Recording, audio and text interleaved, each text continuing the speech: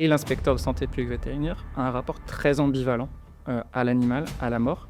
Il y a eu 20 millions d'animaux qui ont été abattus pour prévenir la diffusion de la maladie. D'un côté, tu sauves les animaux, tu les protèges. De l'autre, tu les tues. Alors tu les tues parce qu'il y a une finalité, un Tu peux objectif. donner un abattage. Tu peux ordonner un abattage. Le fait de dire je veux sauver un animal, je vais le prendre, en fait, c'est accepter une emprise sur l'animal, une responsabilité. Et jusqu'où on va?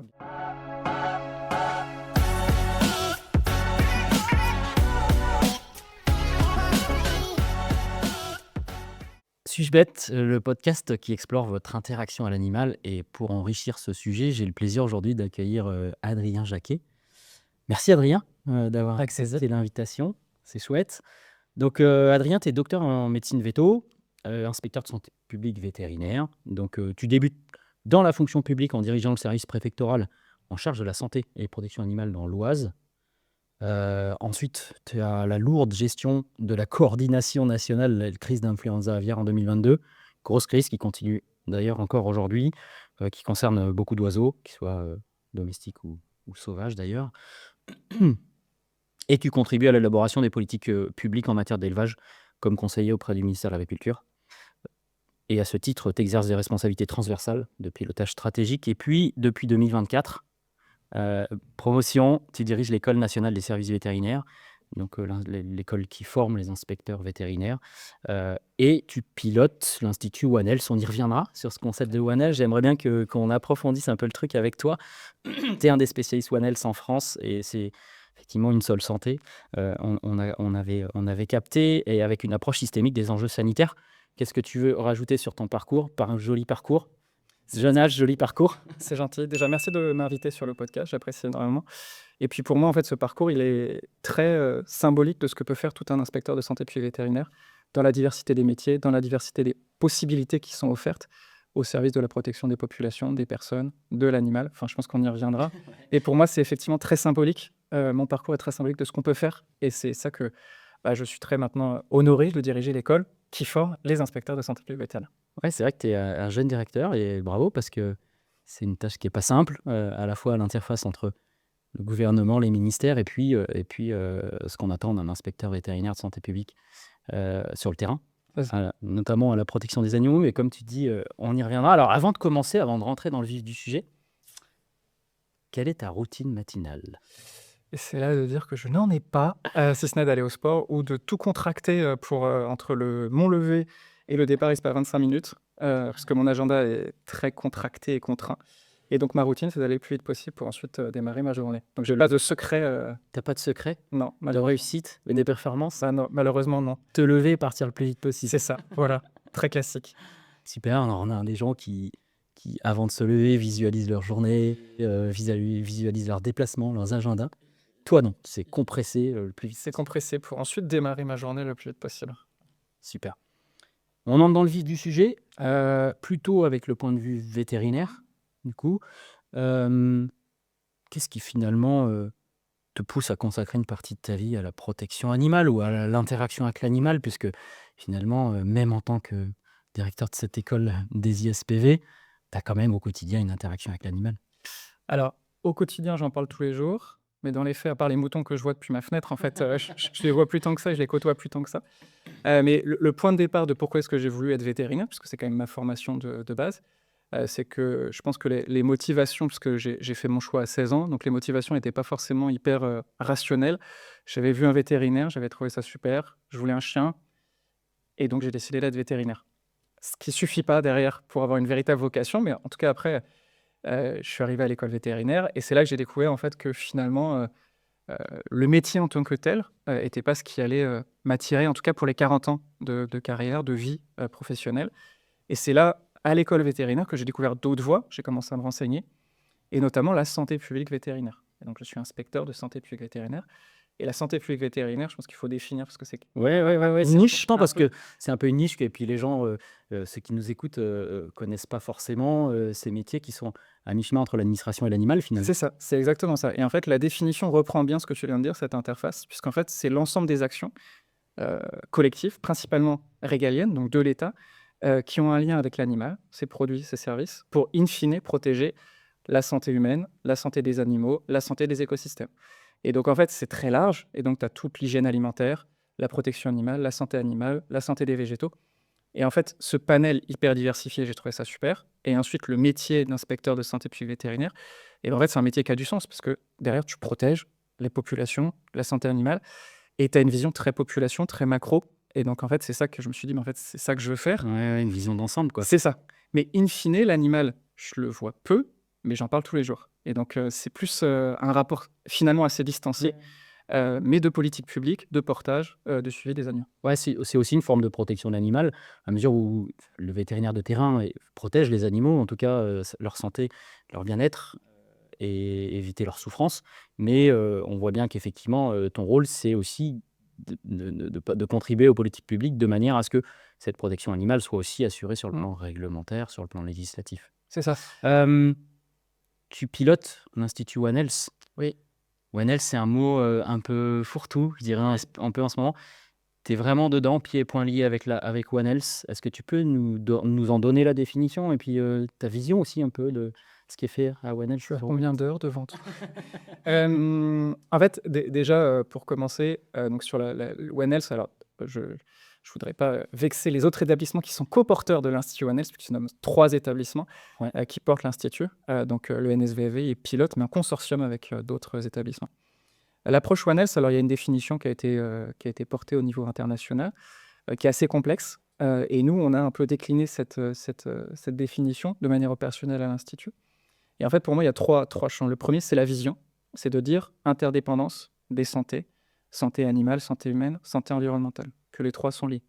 Et souvent, pour illustrer ça, moi, j'aime bien avoir un exemple qui est assez ancien. Je reprends toujours le même, c'est Vitruve, qui était un architecte au 1er siècle avant Jésus-Christ. Et en fait, il a rédigé un traité sur l'architecture, comment est-ce qu'on construit les techniques de construction à l'Antiquité.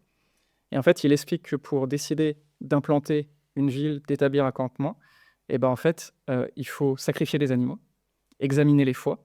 Et en fait, si les foies sont sains, tu peux installer la ville. Si les foies sont corrompus, tu déduis que l'environnement est corrompu, que l'eau et l'air sont corrompus, et donc tu n'installes pas le campement. Et donc ça veut dire qu'un architecte à l'Antiquité avait déjà compris ce concept. Et donc, ce qui fait que le concept en tant que tel, il existe, et c'est juste qu'on a formalisé quelque chose, il existait. Ça, c'est le concept. Et là où on est en train de basculer maintenant avec l'Institut One Health et d'autres acteurs, c'est qu'on est en train d'opérationnaliser le concept. Notamment, puisqu'on est en train de dire que c'est plutôt une approche.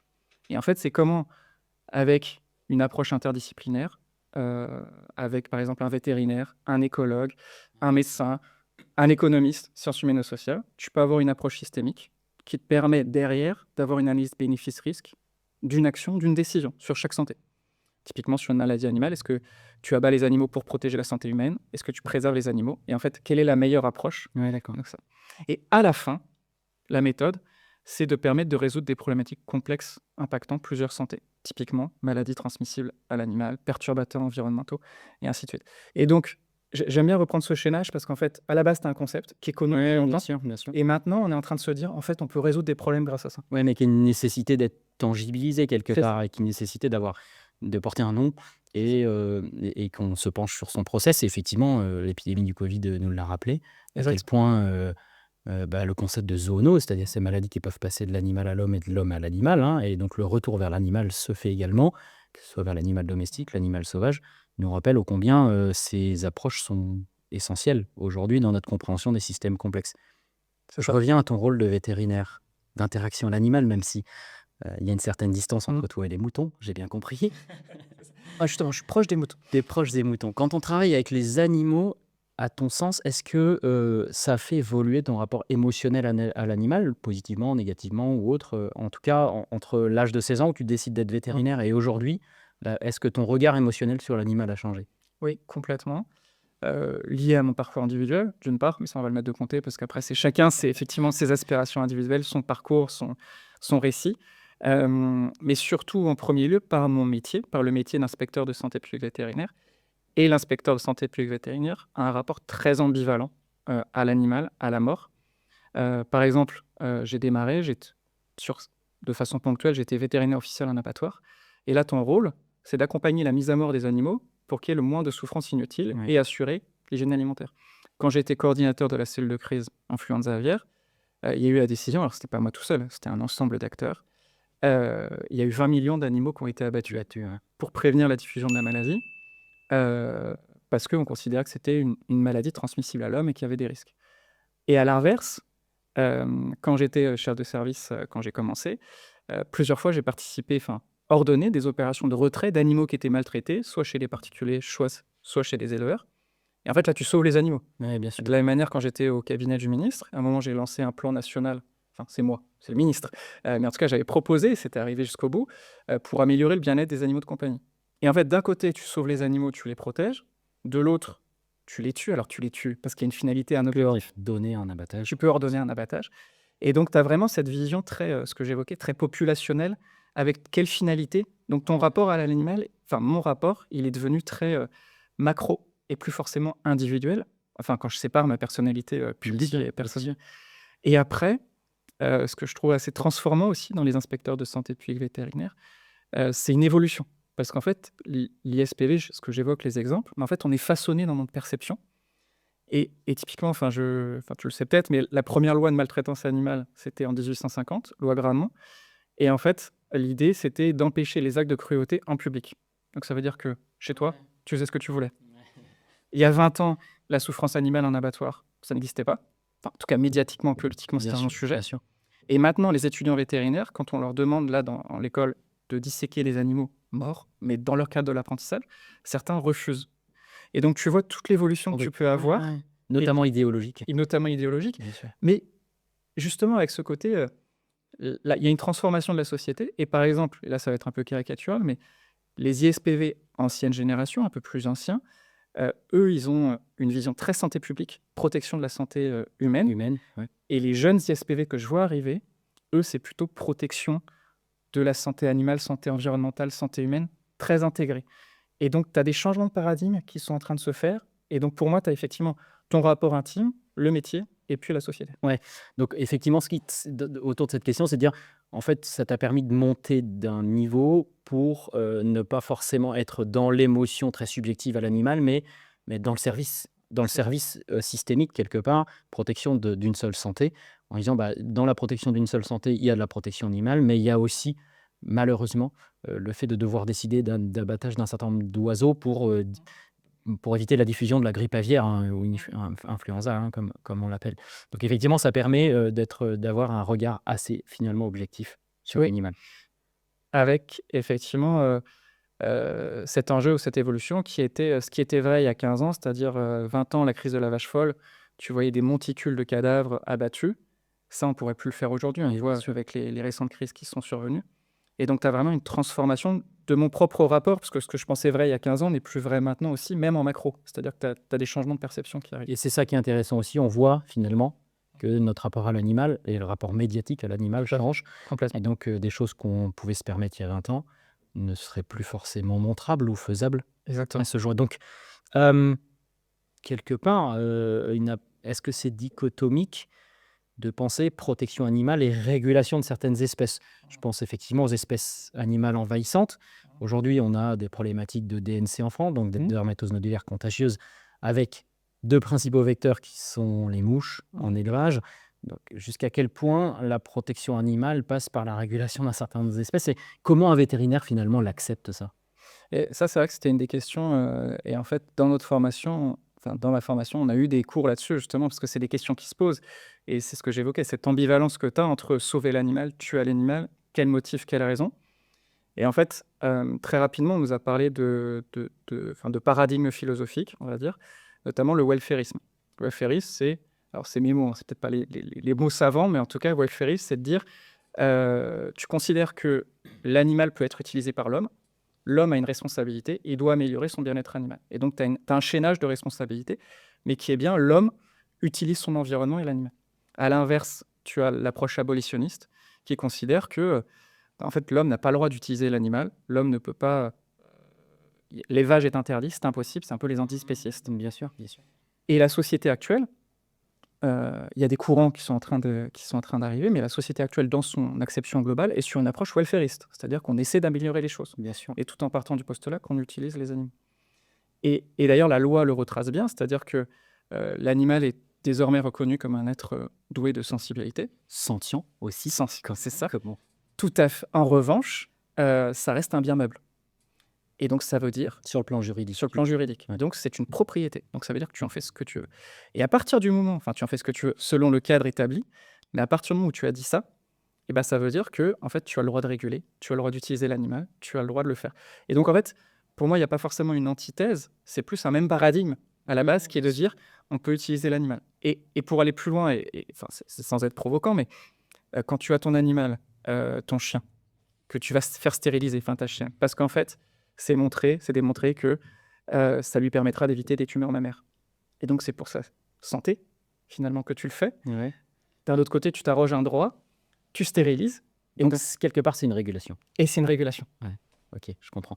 Oui, effectivement, tu le soulignes, c'est très intéressant. C'est de dire, on a un certain nombre de mouvements idéologiques, à l'instar des écrits de Peter Singer et autres, sur la partie abolitionniste, c'est-à-dire qui est l'homme, qui est l'homme se sentant au-dessus des animaux pour pouvoir en penser la propriété et l'exploitation. Dire l'homme n'est qu'un mammifère finalement dans l'écosystème, voire même le mammifère qu'il faudrait ôter de l'écosystème pour que les animaux s'installent mieux. On voit bien que finalement ces mouvements un peu idéologiques aujourd'hui ont un terreau assez fertile dans notre société, c'est très intéressant. Et je pense qu'à ce titre-là, les vétérinaires, et en tout cas les fonctions que vous occupez, les fonctions régaliennes, sont quelque part un peu des pare-feux aussi vis-à-vis de toutes ces dérives, en tout cas, et de la manière dont on va gérer la condition animale. Alors, oui et non, puisqu'en fait, la profession vétérinaire est traversée par les mêmes courants de société. D'accord. Et donc, peut-être pas dans les mêmes proportions, mais en tout cas, tu as beaucoup de vétérinaires maintenant qui interrogent, enfin, pas une majorité, mais qui interrogent la question des abattages, qui ont remis en cause, D'accord. notamment tu évoquais la dermatose nodulaire contagieuse bovine, qui ont remis en cause le principe même d'abattage. Et donc, ouais, c'est pour ça que j'évoquais qu'en fait, c'est utiliser ou non l'animal, à la base, c'est un choix de société. Si tu décides que tu l'utilises, et ben après, tu mets tout un ensemble de cadres, mais ça oriente vers la régulation, et parce que tu considères que la finalité de protection de l'être humain rend nécessaire la régulation des nuisibles, rend nécessaire la régulation de certains animaux. Et le fait d'adopter un animal, et là, certains, le fait de dire je veux sauver un animal, je vais le prendre, en fait, c'est accepter une emprise sur l'animal, une responsabilité. C'était Et jusqu'où on va bien sûr. dans C'est cette réflexion. une exploitation indirecte et puis émotionnelle, C'est ça, finalement. exactement. Est-ce que finalement les propriétaires, tu parles d'animaux domestiques, on s'arroge le droit d'avoir un animal domestique dans son entourage. Finalement, est-ce que les propriétaires, ils sont vraiment bien informés des besoins réels des animaux? Aujourd'hui, on voit bien que on vit dans une société de plus en plus urbaine. Plus de 80% des Français, en particulier, vivent en ville, ont un rapport à l'animal qui est parfois un peu déraciné, ne vont plus forcément à la campagne. Et leur seul rapport à l'animal, c'est les images qu'ils voient à la télé ou sur les réseaux. Et puis finalement, leur petit toutou. Est-ce que finalement, ces gens qui n'ont pas forcément notre formation comprennent les enjeux qu'il y a à détenir un animal, y compris sur le plan émotionnel? Et il y a plusieurs, là-dessus, il y a plusieurs niveaux de lecture, je pense. Et il y a eu un changement, notamment dans le cadre réglementaire en 2021 avec la loi maltraitance animale. Et en fait, cette loi, elle introduit une obligation de ce qu'on appelle un certificat d'engagement et de connaissance. Où en fait, avant d'acquérir un chien, un chat, un lapin, un furet, un équidé, tu dois lire un document qui explique tout ce qu'il y a à savoir sur comment accueillir l'animal, comment t'en occuper, ses besoins physiologiques. Et tu dois lire 7 jours avant d'acquérir l'animal, D'accord. et tu dois signer 7 jours avant. Tu as un droit de rétractation, en fait. C'est exactement ça. Et en fait, une fois que 7 jours avant, tu dois le présenter au vendeur. Le vendeur doit vérifier que tu as bien pris le temps D'accord. de t'approprier tout ça, et ensuite, il peut te vendre l'animal. C'était pour éviter justement tous les achats coup de cœur, les achats impulsifs de l'animal est joli, le lapin est joli. Et en fait, après, ça peut causer des abandons. Et donc, c'est aussi pour ça que cette loi interdit notamment tout ce qui est vente en animalerie, pour justement éviter, le chien il est joli, c'est la période de Noël, on l'achète, on fait plaisir, et après, comment est-ce qu'on l'utilise? Ouais. Sauf que ça, c'est la théorie, enfin, c'est plus que c'est la théorie, c'est la réglementation. Je devrais pas dire que c'est la théorie, puisque je fais partie de ceux qui mettent en œuvre la réglementation. Néanmoins, c'est là où ça a du mal à prendre encore, parce que tu as toujours la différence entre le citoyen et le consommateur. C'est-à-dire que le citoyen, il va toujours te dire je veux plus de bien-être animal. Simplement, au moment de payer, notamment on le voit sur les poules en cage, tout le monde sait que le poule en cage, c'est pas ce qui se fait de mieux en termes de bien-être animal, c'est ce qu'il y a de moins cher, les gens achètent quand même. Et donc en fait, entre un animal identifié, conforme, avec le certificat d'engagement, donc tout a été fait dans les règles, versus un chien au pied du camion qui coûte beaucoup moins cher, Je dis pas que tout le monde le fait, et je suis pas en train d'accuser ceux qui le font, bien sûr, bien sûr. mais tu as une variable économique qui fait que parfois, tu pas envie de savoir, tu pas envie d'être informé, et donc finalement, tu te retrouves à faire du mal à un animal, mais sans même en avoir De la manière conscience volontaire. de manière involontaire. OK. Et c'est très intéressant cette dichotomie entre, je suis propriétaire d'un animal versus finalement, quand je vais au supermarché, je reste un consommateur dans Ça. une situation de société où la grande consommation, est la règle principale, avec une approche sur le prix Mmh. aujourd'hui, avec, des problématiques autour du pouvoir d'achat. Donc ça, effectivement, ça œuvre pas forcément toujours pour la protection des animaux.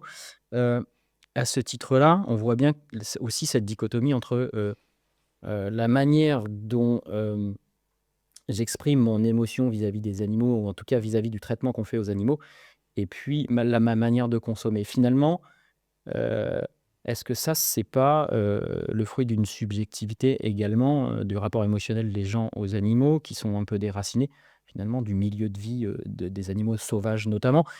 À ton avis, est-ce que notre société, elle est devenue trop émotive sur la protection animale? On voit effectivement les reportages L214 et autres qui sont finalement, hem, des chocs émotionnels et on voit bien que les photos et les vidéos sont des chocs émotionnels pour la société et lui permettent de prendre position vis-à-vis des abattoirs notamment, qui est un milieu que tu connais bien. Est-ce qu'à ton avis, vis-à-vis de notre manière de consommer, notre société est devenue finalement trop émotionnelle vis-à-vis de la protection animale? C'est une question qui est un peu, qui a beaucoup de ramifications, Ouais, à bien sûr. répondre. Je suis pas sociologue, mais déjà pour moi, un des premiers éléments, c'est, le biais qu'on a tous en nous, c'est, l'anthropomorphisme. C'est-à-dire tu projettes un comportement humain sur un animal, et donc à partir de là, tu dis: «Oh, le chien est coupable. Oh, il sait s'il a bien fait, il a mal fait». En fait, un chien, il apprend par association, par, renforcement. Il a pas l'intention morale, et en fait, à partir du moment où tu considères que l'animal a des comportements ou des affects humains, ça ne veut pas dire qu'il n'est pas doué de sensibilité, mais à partir du moment où tu projettes quelque chose, forcément, eh ben, tu es biaisé dans ton rapport à l'animal. Après, ça peut être un choix, tu peux assumer cette subjectivité, mais en tout cas, tu considères l'animal comme ce que tu projettes et non pas comme ce qu'il est réellement. Et ça, c'est le premier biais qu'on a tous. Et ensuite, heu, un des éléments sur lequel que j'avais découvert aussi, c'est, en fait, auparavant, on avait une forme de contrat homme-animal. C'est-à-dire que l'animal, tu le voyais partout. Petit à petit, on l'a relégué, les abattoirs sont sortis de la ville, tu vois plus l'animal, tu vois plus à quoi il sert, Oui, bien sûr. et la seule vision que tu as, et bien ou mal, en tout cas, je suis pas là pour juger, c'est Martine à la ferme, c'est une vision de l'animal dans une ferme qui n'existe plus, qui était la ferme d'il y a 150 ans, et il y a 150 ans, on n'avait pas cette ferme, et donc c'est tout un imaginaire de la ruralité, de l'animal, qui fait qu'on se construit ce rapport à l'animal, du fait qu'on ne le voit plus. Ouais. Paradoxalement, on le voit plus, et associé à ça, le dernier élément, donc pour moi, ce serait, le fait que, alors ça, certains vont dire que non, mais selon les chaînes d'information, mais on est quand même dans une société moins violente, et donc ce qui était tolérable en termes de violence, enfin, je reprends la loi Gramont de 1850, heu, c'était juste interdire les actes de cruauté en public. On a quand Bien même sûr. bien évolué, en tout cas moi je trouve ça positif. Oui, oui, bien sûr, bien sûr. Heu et en fait, bah, la société, si le niveau de violence baisse, de facto, la tolérance à la Ah, la violence violence baisse. baisse, Enfin, et pour les animaux aussi. ouais, ouais, bien sûr.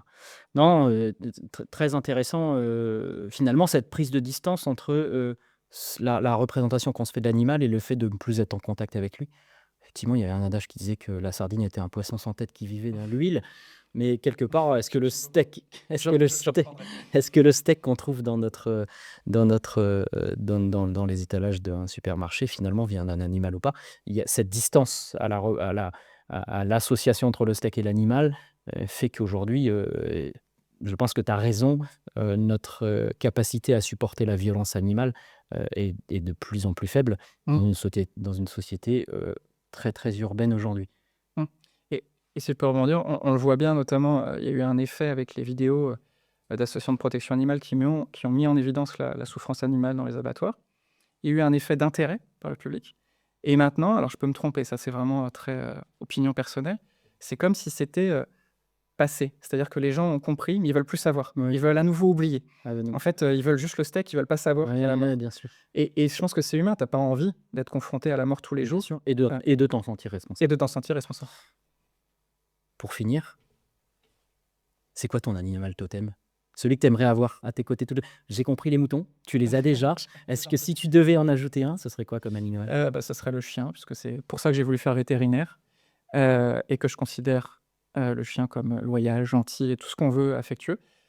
Et en disant ça, je fais de l'anthropomorphisme parce que je projette quelque chose qu'il n'est pas, mais je l'assume. En tout cas, je projette tout ça sur le chien.